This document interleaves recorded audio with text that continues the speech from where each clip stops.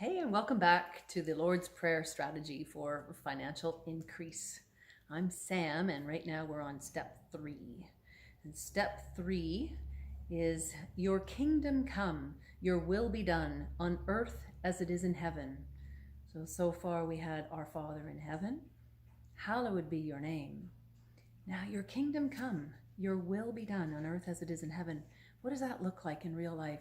I know that lots of times I hear people say, well, if it's the Lord's will, then I'll have this or that, and then this will happen, or this is, or that'll happen. Well, we actually have the Lord's will written in the Word of God. We know what His will is. We know that His will is to bless. Part of blessing is health and health and wealth and relationships. There's spiritual health, there's physical health, there's financial health, there's relational health, there's emotional health. And we know that it is His will is to bless and not to curse. So what does it mean, your kingdom come? Well, what is the Lord's kingdom? It's love. It's peace. We can read about it, the 1,000-year reign when Jesus is back. It's like, great, even the animals get along.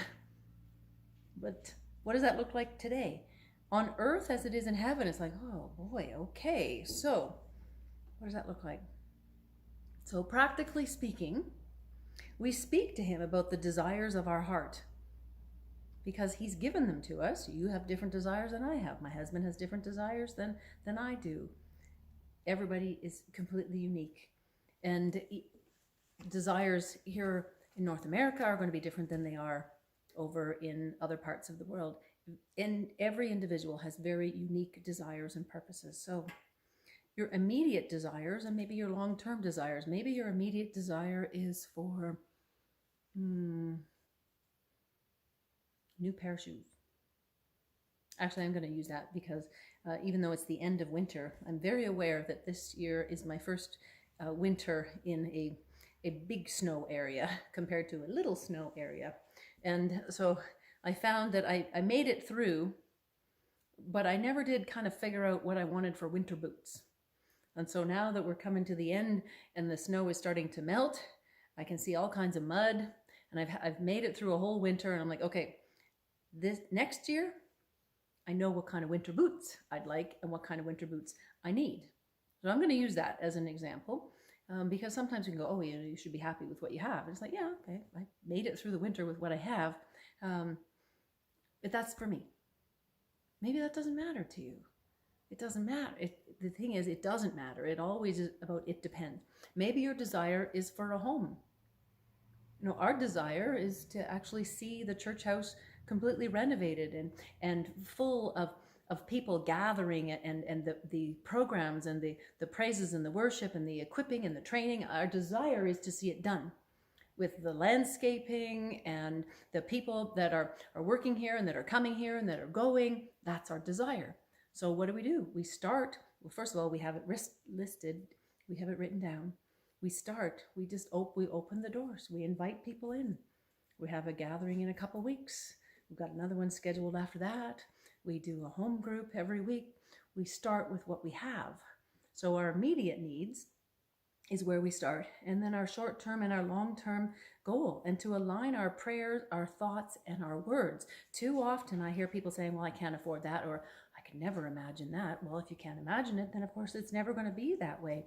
And in our actions, when we were looking at real estate, I tell the story about our last house, the one that we sold. We didn't know how that was going to work, and I had a background in investments, not in anything to do with credit, and we had been railroaded into a bankruptcy is the best way I can describe it, because it was just this head spinning stuff, and what was straightforward and legitimate and all above board ended up going sideways and backwards, and we woke up one morning, it's like, what just happened? And so in the recovery from that, all I knew is we needed a house. We were living a few blocks from where our beautiful home had previously been. And I tell you, and I've told this story many times, the hardest thing we did was to write down our list of desires, because from where we were, we had just come out of bankruptcy. We had new self-employed income, no money down. We were living in Victoria, British Columbia, which is a very desirable place to live. It was a very hot real estate market, and where we wanted to live was very close to where we had previously owned a home. So that, because we knew that the school our daughter was going to go to, and she was quite young at the time, that looked impossible. And all I knew was that God had kind of hit me over the head with a 2x4 and said, okay, you want a house, go get a house. And I'm like, yeah, but I don't know how to do that. And then I had a little tiny seed, and that was that somebody had said that sometimes there are lenders that will look favorably on somebody that has a clean credit after coming out of bankruptcy. And I thought, okay, let's just start asking, how do we do that? I spent a lot of time researching. I spent a lot of time asking people, and we started looking at real estate. We wrote down a list of what we were looking for. We made it very, very clear where we wanted to live, what kind of things we wanted in the house. I mean, it was a very long list. It was actually a couple pages. And we laugh because the one thing that we never even thought about was the color of our home. And we found a home that met our needs and that God provided us. We ended up living there, raising our daughter there. But it was funny because we never listed the color, and we bought a pink house.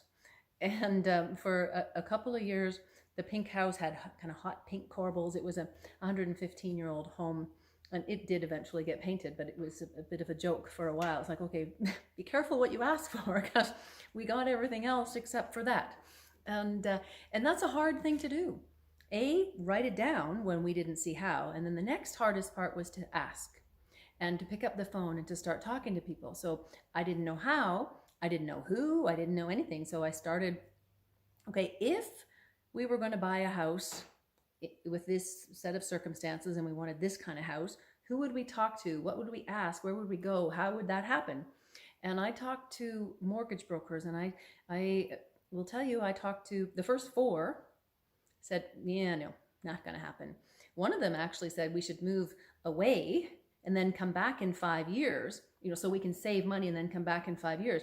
Well, if we had followed that advice, it never would have happened, because the market was so rapid, so moving so quickly, that we wouldn't have been able to have got caught up with it, because real estate is an investment and saving money is passive. Take that to heart. Real estate is an investment, meaning it moves faster than savings. So we didn't follow that advice, and not only that, we knew that the school that our daughter was going to go to, it was the same school that my husband had gone to and her cousins had gone to. We had registered her when she was 5 months old. She was going to go to that elementary school, and that wasn't going to be a long way away. So what do you do?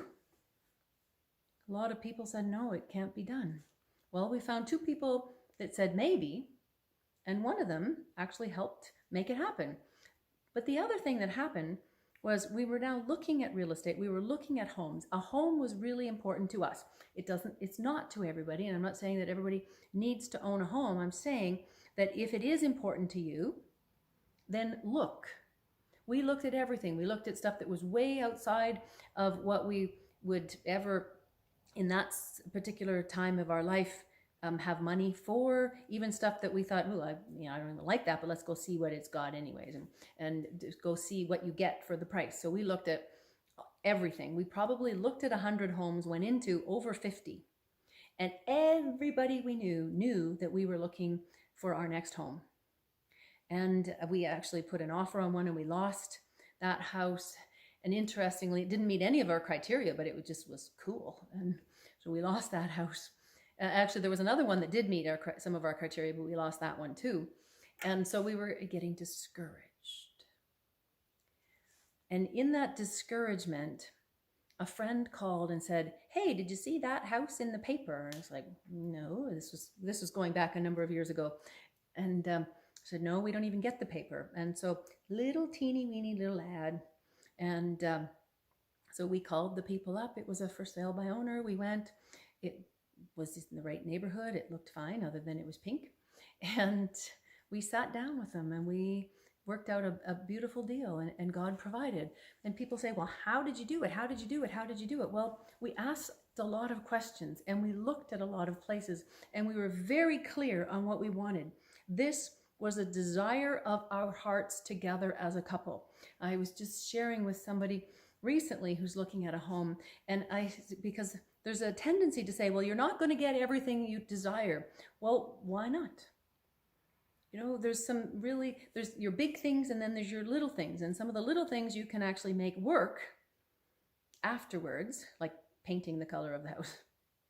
But we had some things on that list, like I really wanted a big majestic tree, and we ended up with this absolutely gorgeous heritage cherry tree.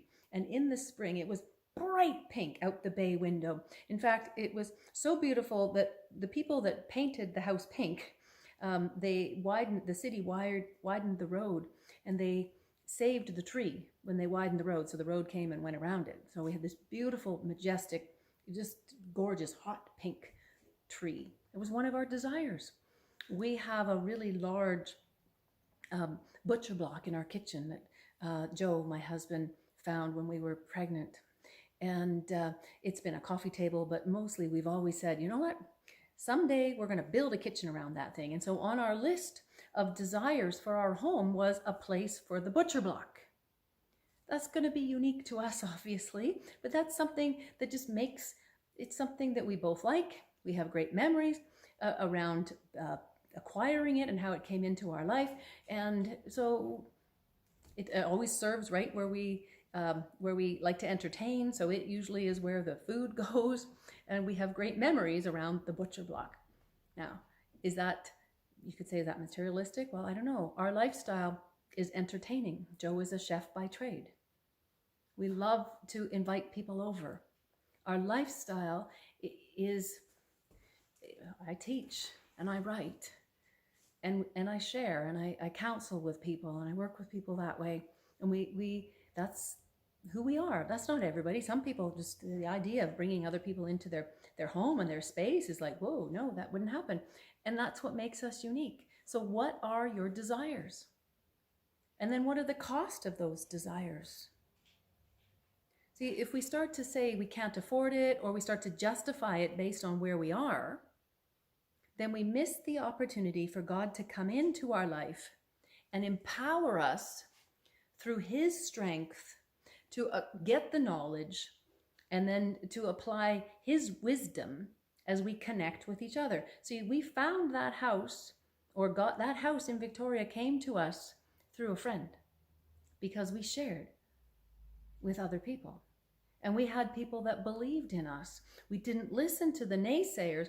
We listened to God gave us a vision. God gave us a desire together as a couple. We wrote it down. We made it plain and clear, like Habakkuk 2:2 tells us, so that a runner could run with it. Our realtor knew, all our friends knew what we were looking for, where we were looking, approximate price point. We knew it. And then we actually stepped out. We asked the questions, we went and we looked, we analyzed. I got my financial calculator. I learned how to crunch the numbers. I learned what it was going to take. And I shared with people that, in the end, everybody goes, well, how did you do it? Well, in the end, it did take 4 loans to pull together. And God brought us a house that was way below market value. That's how it came together. So now, am I saying, oh, well, you should borrow and you should max yourself out? Well, you know what? We weren't maxed out because of the other pieces that we put together. But because of the circumstances in our life at that time, that's how it happened for us. It's not always going to happen the same, but it wouldn't have happened if we didn't start looking. It wouldn't have happened if we didn't get clear on it.